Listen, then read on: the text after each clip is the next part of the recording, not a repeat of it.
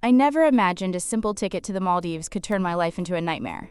But when my boss handed it to me with those words, "only us," trembling in his voice, I knew it was a trap disguised as a gift. It felt like a hook sinking in, pulling me towards something I couldn't escape. And now, looking back, I wonder if I should have thrown it back immediately. And I'm 25, working as a nanny in a massive mansion in San Francisco's Pacific Heights neighborhood. It's one of those places where the marble floors always smell like fresh lemon cleaner, and the views from the windows hit you with that salty ocean breeze every morning. My job is straightforward: take care of 2 toddlers, mix their baby formula, and keep out of the family drama. But vulnerability hits hard when you're young, broke, and relying on this gig to pay rent in one of the most expensive cities around. No safety net, no family nearby, just me trying to build a life without stepping on toes. And it started innocently enough, or so I thought. David, my boss, a 42-year-old CEO of a tech startup in Silicon Valley, had always been friendly, maybe too much. He'd linger in the kitchen while I prepped breakfast, his cologne mixing with the espresso he brewed. But that morning, the air felt thicker. The kids were napping upstairs, and the sunlight streamed through the windows, catching the glossy brochure he slid across the counter. "This is for you," he said, his fingers brushing mine a second too long. Inside was the ticket: business class, luxury resort on the Maldives, date set for 2 weeks out. My heart pounded. Why me? And that's when I realized this wasn't just a bonus. He leaned in, voice dropping to a whisper that sent chills down my spine. "Emily won't find out. This is our secret." Emily, his wife, the perfect hostess who ran this house like a well-oiled machine. She was the mother of his kids, always polite but distant. The brochure felt hot in my hands, like it was burning through my skin. I mumbled something about gratitude and stuffed it in my bag, but the dread settled in immediately. What if she saw? What if anyone knew? NTHE red flags kept piling up. By evening, I checked the local moms chat group on my phone, Pacific Heights parents sharing tips on schools and playdates. There it was, whispers about me. Saw the nanny getting cozy with David in his Tesla. One message read. My stomach dropped. I hadn't told a soul about the ticket, but rumors spread like wildfire in these tight-knit circles. The next day, Emily greeted me with eyes like steel, stirring her latte with deliberate slowness. The kitchen smelled of burnt toast now, a sharp contrast to the usual warmth. "You're not planning any trips, are you?" she asked, her tone flat but loaded. It was like a punch to the gut. Did she know? NTHAT was the moment I knew I was in over my head. The fear gripped me. Lose the job and I'm out on the street. Go along and I'm branded forever. I tried to brush it off, focusing on the kids, but the brochure in my drawer mocked me every time I opened it. Shiny pages promising paradise, but all I saw was a bomb waiting to explode. NTHE pressure built fast. At the kids' school event, a Halloween prep morning where I helped hang pumpkin garlands, the moms group turned real. Whispers followed me as I strung up the decorations. The room filled with the scent of fresh-baked cookies and glue. "She thinks she can steal him," one said, loud enough for me to hear. I felt exposed, like everyone was staring, judging. My hands shook on the ladder, the fluorescent lights overhead buzzing in my ears.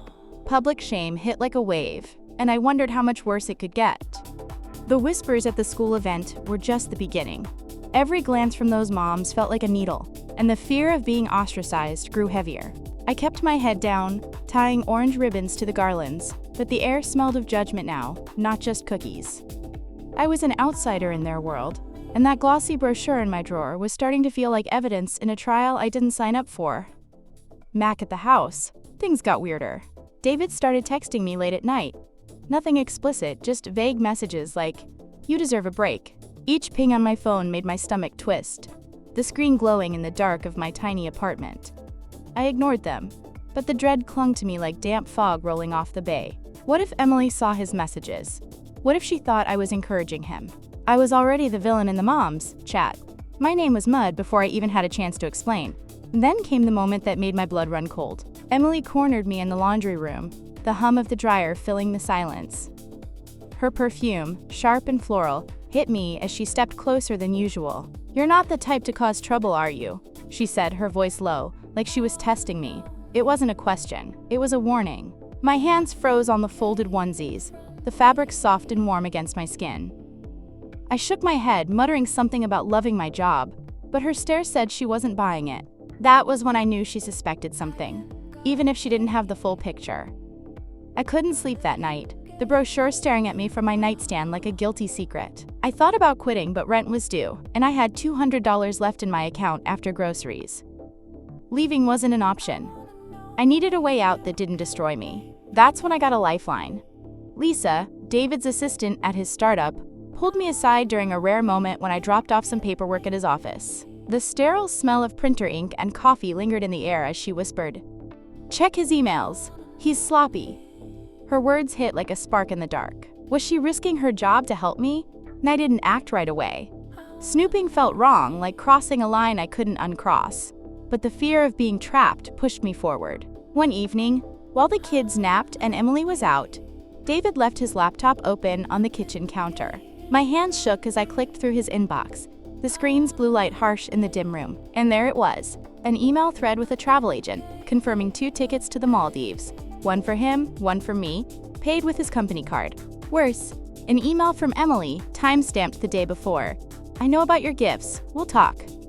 My heart stopped. She wasn't just suspicious. She was building a case. NTHAT was the moment I realized I wasn't just a bystander. I was caught in their marriage, and the fallout was coming for me. The brochure wasn't a gift, it was a leash, and David thought he could pull it without consequences. But now I had proof, and the question was, what do I do with it? Keep quiet and save my job, or risk everything to expose him? The laptop's hum felt louder, like it was daring me to decide. With those emails staring back at me, I felt like I was holding a grenade. The kitchen was quiet, just the faint drip of the faucet and the distant crash of waves outside, but my mind was screaming. I snapped a screenshot with my phone, hands trembling so hard I nearly dropped it. This wasn't just about me anymore. David's move was reckless, and Emily's email proved she was already circling. I was stuck in the middle, and the fear of being collateral damage was suffocating. NTHE, next day, I went through my routine like a robot, mixing formula and singing lullabies. But the brochure in my drawer kept pulling my thoughts back. Every creak of the mansion's floors made me jump, expecting Emily to storm in with accusations. At one point, David passed me in the hallway, his Rolex glinting under the chandelier's light. "You're thinking about the trip, aren't you?" he said with a smirk, like we were in on some grand secret. That was the second blow. His arrogance made my skin crawl. I forced a smile, but inside, I was done playing along. NTHE moms. Chat didn't let up either. I saw a new message pop up while I was at a park playdate, pushing the kids on swings that squeaked with every motion. The air smelled of cut grass and sunscreen, but the words on my screen stung worse. "She's still working there? Bold move for a homewrecker." I wanted to scream that I hadn't done anything, but who'd believe me? The fear of being labeled forever was real. Pacific Heights doesn't forgive scandals easily. I tucked my phone away, but the whispers felt like they followed me home. That's when Lisa became my anchor. We met at a noisy coffee shop near the office, the hiss of the espresso machine covering our words. She leaned in, her voice barely audible. "He's done this before. You're not the first." My jaw dropped. There were others? She hinted at a pattern, vague stories of gifts to other employees, always covered up by his charm and the company's silence. It hit me then. I wasn't just fighting for my reputation. I was up against a system that let him slide. That realization flipped a switch.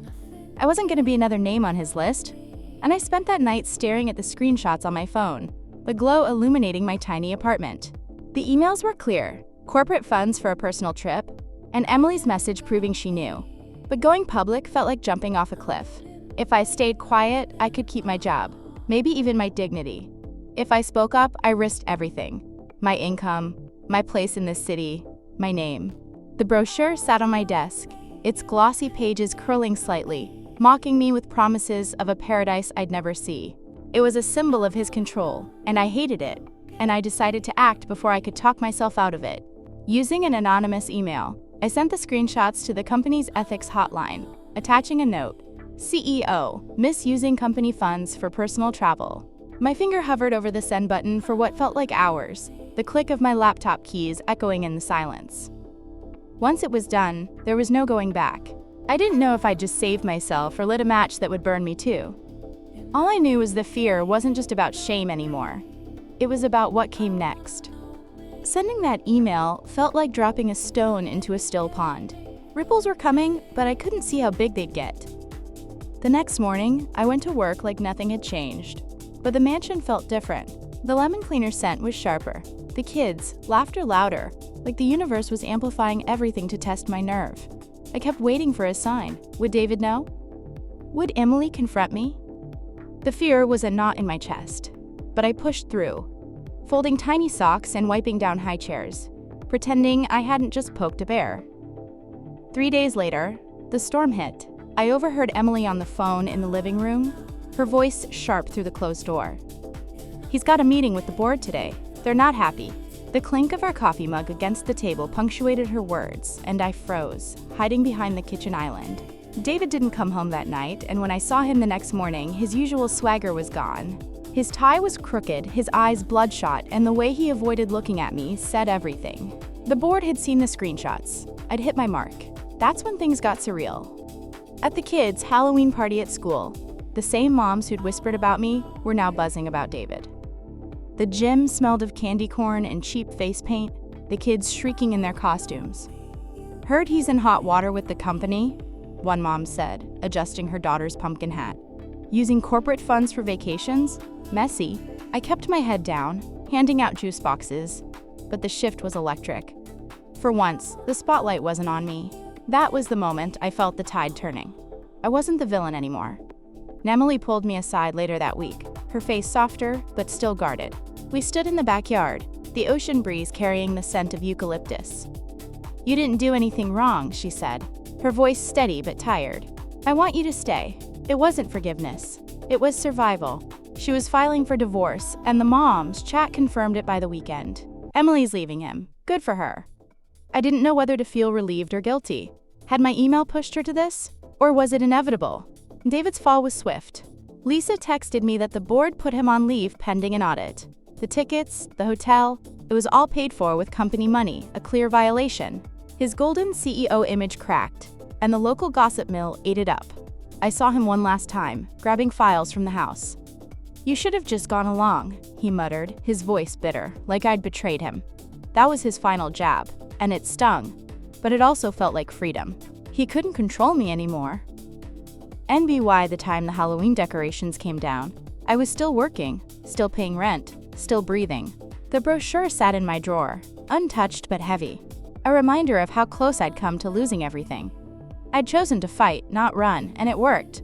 For now. But every time I passed that drawer, I heard his voice again. Only us. It made me wonder if I'd ever fully escape the shadow of that choice.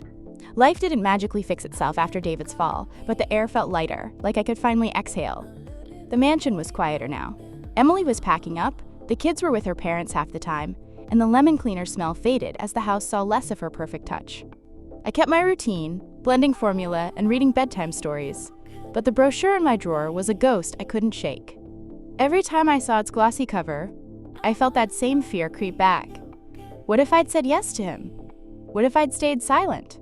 NTHE moms, chat moved on, as gossip always does. By Thanksgiving, they were dissecting someone else's drama, a neighbor's shady business deal. I wasn't the outcast anymore, but I still felt eyes on me at school events, like they were waiting for me to slip. The pumpkin garlands were gone, replaced by paper turkeys, but the memory of those whispers lingered, sharp as the November chill. I'd survived, but trust was hard to rebuild when everyone knew your name for the wrong reasons. Emily became my unexpected ally. One evening, as I wiped down the kitchen counter, she handed me a coffee, the steam curling in the dim light.